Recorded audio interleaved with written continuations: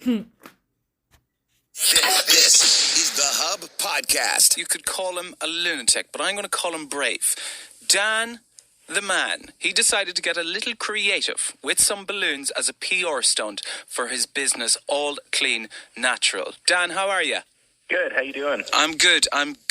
It was a very interesting read about your story. You got creative with some helium, balloons, and a chair. Can you tell me, what did you pull off? Yeah, and you said hero or lunatic, and I've actually kind of adopted the name Balloonatic. Balloonatic. So what we pulled off is I strapped 120 helium balloons to a $20 lawn chair, flew 13,500 feet over the city of Calgary in Canada, and then tried to skydive into the Calgary Stampede, which is the biggest outdoor event in the country that year. Well, I had an airplane banner circling the arena with my company's website address, company and my logo, and I was trying to come down in sync while the banner's going by. But I missed by about half a kilometer. Still, I don't care if you missed by 10 miles. What a feat. What the hell was going through your head when you were up that high in a lawn chair?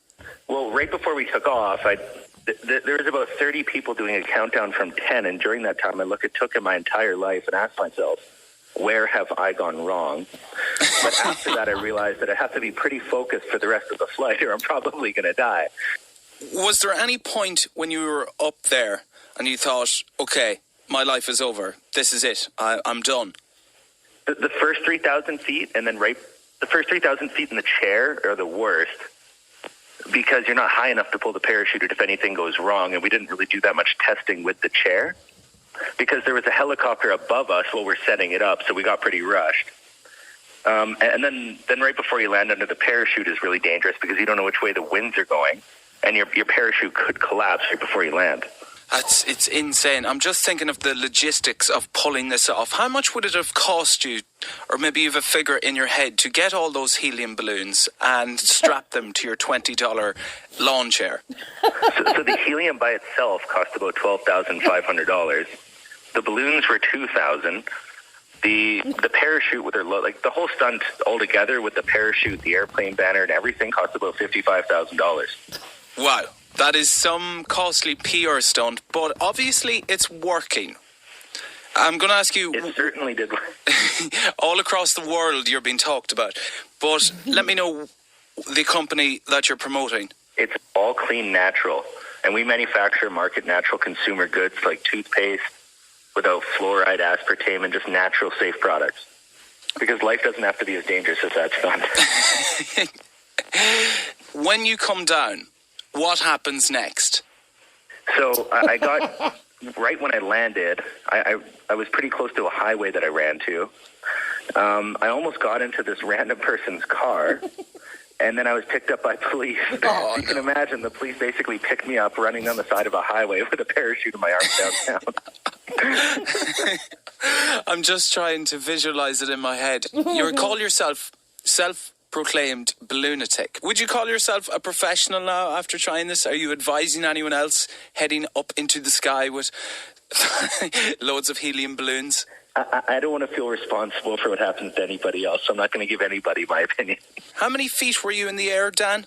I was roughly 13,500 to 14,000 feet right before I took off. And when I was up that high, I just ditched the chair. I said, one small step for man, one giant leap for All Clean Natural. Did a double flip out of the chair, pulled the parachute, and tried to make my way into the Stampede. Do not try this at home, kids. But you come down, you get arrested. You've received negative press, and you've got people absolutely loving your work. You've done it to promote your business. But do you think it has had the reverse response, or is all PR good PR? All PR is good PR unless it's something really terrible. This is obviously controversial, but we certainly get a lot more people that like it than don't. Can I give you a line, and you can tell me, is this accurate, from the hearing over your court case? There was nothing fantastic, fun, or exhilarating about it, as the offender was quoted describing it. It was dumb and dangerous. Did the judge say those words? Yeah, but that's how does he have an opinion if he wasn't up there? How does he know how you felt at 13,500 feet? I was exhilarated at the time. I could imagine you were. Dan, you got a little bit of a fine. Can you tell me, how much have you been fined? So I was fined $26,500 Canadian. Wow. But what I ended up doing is donating 20,000 of that to the Canadian Calgary or the Canadian Veterans Food Bank instead of paying it to the government. Yeah. And then I paid a tremendous amount in legal fees as well. Do you regret it? No. Plain and simple answer. Dan, tell me, what are you going to do next? So we're in the middle of planning. We're planning a stratospheric jump. Do you remember when Felix Baumgartner from Red Bull flew that capsule to the edge of space and then jumped? Yes. So I'm working really hard to plan that from a lawn chair right now. From a lawn chair? Just to get it into perspective, it took them 4 years to plan that. And I can only start getting my permits now that my court case is over for this one. So, but we're hoping to launch it by the end of summer in 2018. So tell me, what are the logistics about heading into space with balloons? Have you any idea how much this is going to cost you? We have a rough estimate. And like right now, what I'm doing is getting my hot air balloon pilot's license, then a gas endorsement and a radio operator's license so I can apply for permits to do this legally.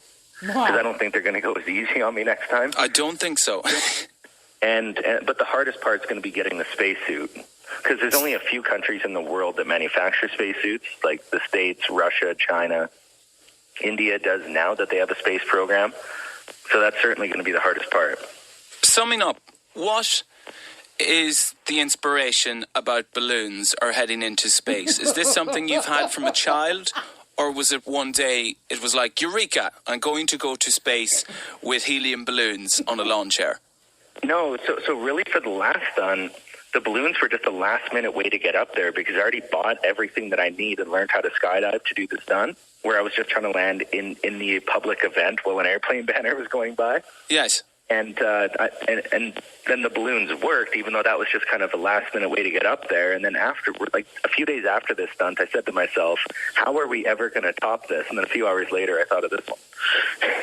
Personally, I thought, hey, this guy, he had this dream from when he was a child, but it was more coincidence than inspired. The helium thing was the coincidence. It was just a way to get up to do the stunt. And it ended up being the best part. Dan, for someone that wants to keep updated on you heading into space, where can they find out about you? They can find out about us at All Clean Natural on Facebook or Daniel Boria on Facebook.